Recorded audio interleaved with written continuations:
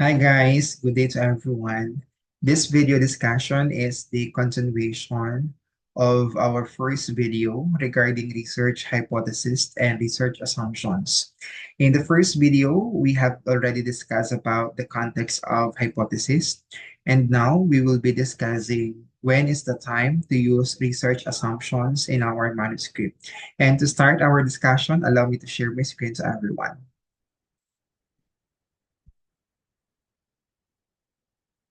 Okay, there you go. The first thing that we need to understand in this discussion is that ano ba yung ibig sabihin ng research assumptions? Katulad ng hypothesis, research assumptions is also a statement or belief ng mga researchers regarding on the conduct of their research paper. In a coconut shell, sa madalit sabi, kapag sinabi nating research assumption, ito yung pinaniniwalaan ng mga researchers na they think nag-exist on the conduct of the research paper. Technically, ang focus pa din natin dito is yung mga variables natin or usually yung ating statement of the problem. But the only difference between research assumption and research hypothesis is that they are both statement of what you think will happen on the conduct of your study. They both talks about the relationship or the connection between the variables that we have, but the only big difference between assumption and hypothesis is that assumptions cannot be tested. Bakit siya cannot be tested? Maaring ang design na napili mo ay hindi kayang mag-generate ng numerical data na kailangan for hypothesis testing. So since hindi niya kayang mag-generate ng numerical data na kailangan for hypothesis testing, ang gagamitin mo lang sa paper mo ay research assumption. Pero pwede mo pa rin sabihin na ito yung pwedeng mangyari sa variables, ito yung nag-exist na connection sa mga variables mo, but we cannot verify. We cannot test whether what you think will happen to your paper is accurate or not. Kasi nga, hindi tested or hindi nag-undergo ng testing ang assumptions. Okay? Now, kailan ba tamang gamitin ang research assumption sa isang manuscript? Meron tayong dalawang basis. Number one, mag-start muna tayo dun sa qualitative. Kapag ang iyong research paper is qualitative in nature, ang methodology niya ay qualitative, kahit anong design pa yan, hindi dapat tayo gumamit ng hypothesis. The best option that we can use in our paper is research assumption. Why?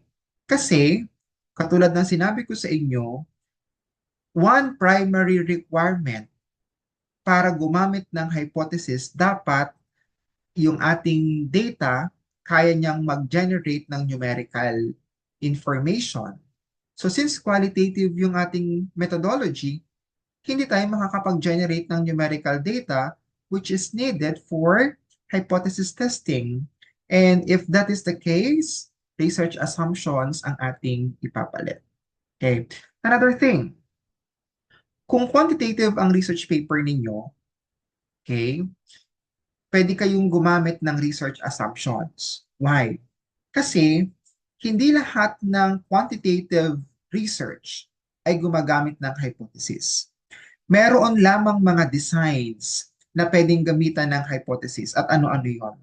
Correlational, experimental, comparative, and causal. So this type of designs under quantitative require the use of hypothesis. Pero kung ang design na napili mo ay descriptive lamang in nature, research assumptions ang ilalagay mo sa paper mo. Sir, paano naman po halimbawa, mixed method?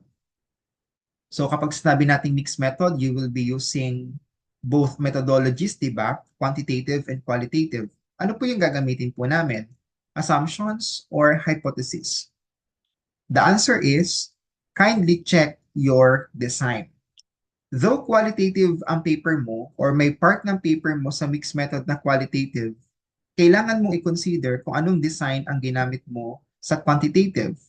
Kung ang design na ginamit mo sa quantitative is descriptive, assumptions ang gagamitin even though mixed method ang ating methodology.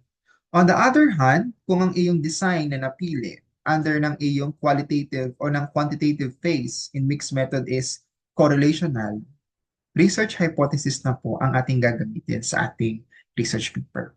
Okay po, so ibig sabihin, kahit na tayo ay mixed method, ang ating gagamitin between assumptions and hypothesis ay nakadepende pa din sa type ng design na meron tayo under quantitative phase in our mixed method. Okay? And to teach you how to make research assumptions, let's have the next page, this one. Um, we have two ways on making research assumptions. Number one is yung tinatawag natin na title-based assumption. Pag sinabi nating title-based assumptions, ito yung process kung saan ang paggagawa natin ng statement regarding on the future action or future result of our paper solely based or nakadepende sa ating research title. So tingnan niyo itong title na to. Factors affecting the financial literacy of the selected balayeños in purchasing online products. Tingnan natin yung kanilang ginawang assumption. Ito yung kanilang research assumption. Research assumptions. This study assumes that various factors influence the financial literacy of selected balayeños when purchasing online products. First sentence pa lang ng ating assumption na mention na lahat ng mga variables na present sa ating title. Ano-ano yon? Meron daw iba't ibang mga factors. Ito yon, no? Na nakaka-impluensya sa financial literacy. Ito yon. This is it. Nino ng mga balayeños. Ito yon. In terms of what? Purchasing online products. Ito yon. Okay? The only thing here is that pwede kayong magdagdag pa ng ibang statements that is connected on your title. Pwede kayong mag-assume ng mga factors since factors yung topic natin.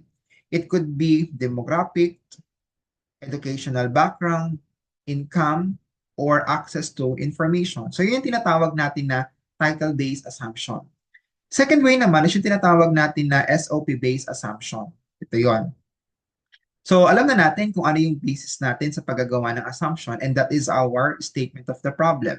So, if you have 4 statement of the problem, meron kang 4 na assumptions. Assumption for SOP1, SOP2, SOP3, and then SOP4. Okay? And then, paano natin siya gagawin? Ganito muna yung gawin mo. I-breakdown mo muna siya. Parang ganito. Assumption natin for demographic profile. The demographic profile of the selected balayeños will provide relevant insights into their financial literacy and online purchasing behavior. SOP1. Now that's SOP1. Number 2, assumptions of influencing factors. There are identifiable factors such as educational level, age, income that significantly influence financial literacy of balayeños in the context of online purchases. That's SOP2. Assumption 3, which is about financial literacy impact. Financial literacy is assumed to have a measurable impact on the purchasing decisions made by balayeños. That is SOP3. Then SOP4, may mga challenges na nararanasan ang mga balayeños when it comes to achieving good financial literacy in purchasing online product, and that is this one. So, i-breakdown mo muna yan. Ngayon, kapag na-breakdown mo na, pwede ka nang magawa ng assumption mo in a paragraph or in a paragraph format. And this is the example of your assumption na ilalagay sa paper mo, research assumption.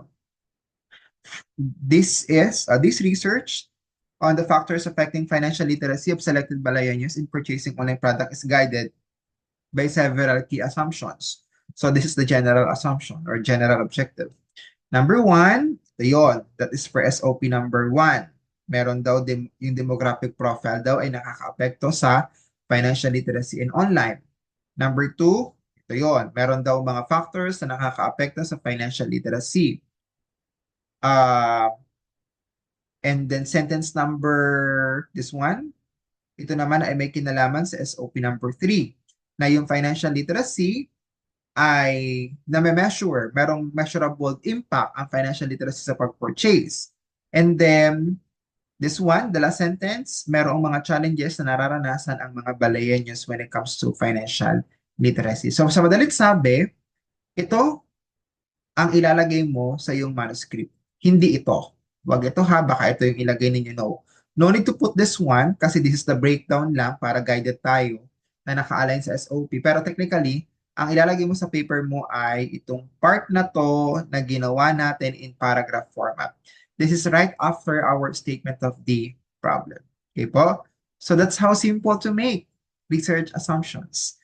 And take note ha, there are different ways on how to make research assumptions. Meron pa nga na assumptions ay naka-format when it comes to ethics, na ang mga participants daw ay magsasagot ng honest, na yung data makukuha is accurate. So it depends. But in our case, in our institution, we are following the two ways on how to make assumptions.